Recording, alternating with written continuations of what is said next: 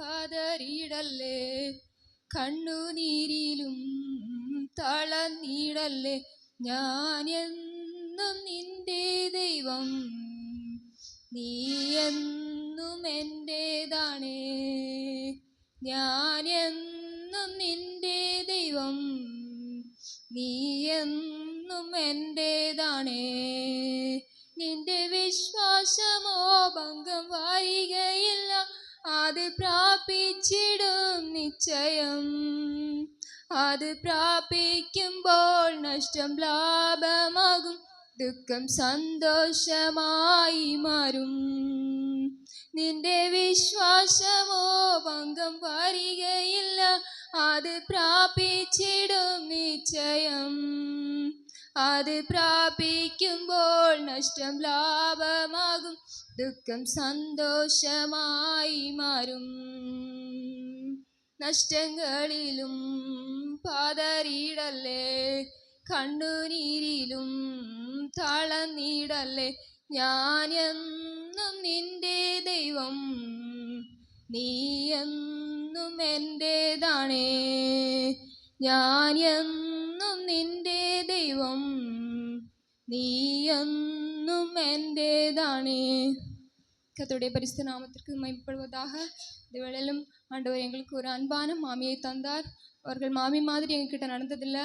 4 பிள்ளைகளையும் மருமக்களையும் அவங்க பிள்ளைங்கள மாதிரி தான் நடத்துவாங்க. ரொம்ப அன்பாக இருப்பாங்க. என்ன ஒரு சாப்பாடு விஷயமா இருந்தாலும் எல்லாருக்கும் ஷேர் பண்ணி கொடுப்பாங்க. எல்லாருக்கும் ஷேர் பண்ணி ரொம்ப அன்பு கண்டிப்பு எல்லா விதத்துலேயும் அப்படி தான் ரொம்ப அன்பாக இருந்தாங்க. எங்கள் மேலே ரொம்ப கரிசனையாக இருந்தாங்க.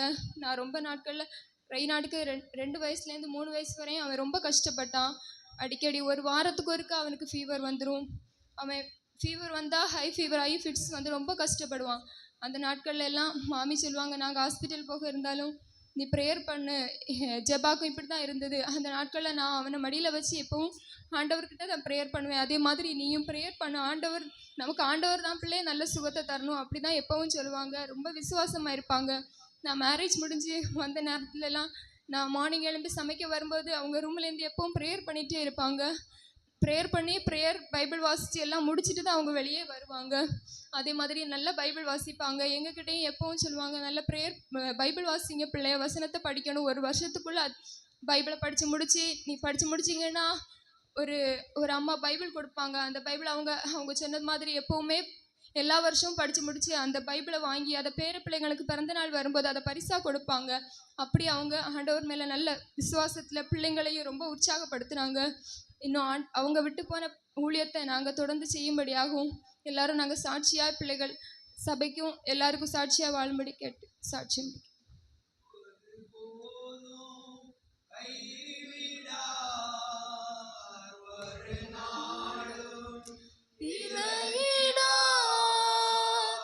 ஒரு